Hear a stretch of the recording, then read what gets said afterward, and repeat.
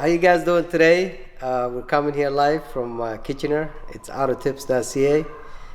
Today we're going to be talking about all types of engine. The function is the same, but there's all kind of different size of engines. So we're going to be talking about how the engine function is and what sensors play the role on the function of the engine, how it gets synchronized between the injectors and the spark and the air, how it comes together. We're going to be talking about those, and then later on we're going to have a follow-up statement on that. Okay, so this is a 2012 Honda Civic. It's a 1.8 liter we're working on. So I'm going to show you what how I got the engine size. Usually they have a sticker like on the engine that shows, and this one is down here, I believe. So if you look down here, it will show you what size the engine is. If you look here, you can see this is the code for the engine. It's a 1.8 liter, it says here. And then when you come down here, just to see what they mean by 4-cylinder. Sorry for some people, this might be the most basic, but I just wanted to make sure everybody understands forward from here. Like, so there's no rush. So these are the actual coils. So they have in each cylinder. So there's a cylinder number 1. Always you have to start. This is the front of the engine. So number 1, 2, 3, 4. So each cylinder has a coil, and then these are your injectors. Like the injectors are down here. So you need a spark, you need air. This is where your air filter is. So you need air, and then you need the spark. All three of them has to come together. We're gonna show you guys a demo on the computer how the whole thing functions. So that's how the 4-cylinder functions. Basically, the delivery of the fuel and the spark, it's all the same. Doesn't matter if it's a V6 or a 4-cylinder or a V8. It doesn't matter. The whole function is the same. The difference might be the control and then the timing too. So once we know how the 4-cylinder works, then we could be able to resolve like other issues that might happen with the car. Okay, all right, so here we got this is a 4.3 liter. You guys see here, 4.3 liter.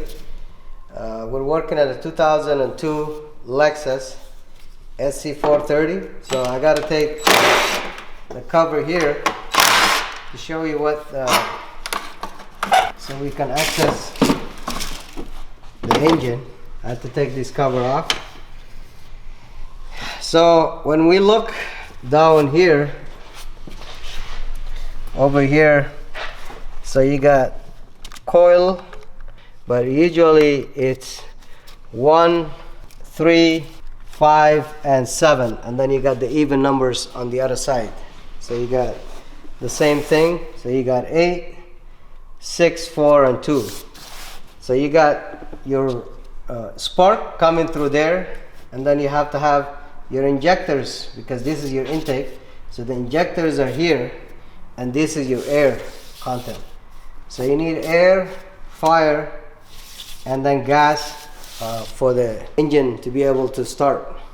So if those are functioning properly, the engine should start. If your compression is good, because you got to make sure the engine is a vacuum, so you got to make sure it's sealed, you know. So if it's sealed, it should be able to start. So hopefully on the next statement, when we're talking about what controls the gas and the spark and the air, we guys gonna be familiar how the engine functions. Okay, so we're working now. We're gonna show you guys on so this is called a straight 6, because they're like straight. This is a 2003 BMW 530i. So it's straight 6. So this is, you got 1, 2, 3, 4, 5, 6. And then you're gonna have your injectors straight in there too. So like you can see the wires here. So that's, and each cylinder, those are the coils. So the fire comes through here. Then you got your injectors, and you're gonna have the air intake is over here. So the air intake, it comes through here and it goes, this is the air intake here. So that's your air intake. So the same thing, you got your mass airflow sensor to measure the air going in. You got your injectors here.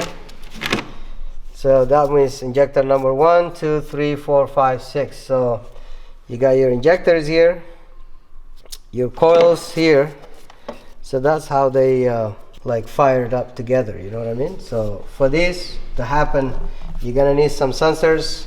We're gonna talk on the next video about what controls your injectors and what controls your coils, but I don't wanna get you guys confused. For now, we just gotta make sure you got your air intake here, you got your fuel intake here, and then you got your spark here.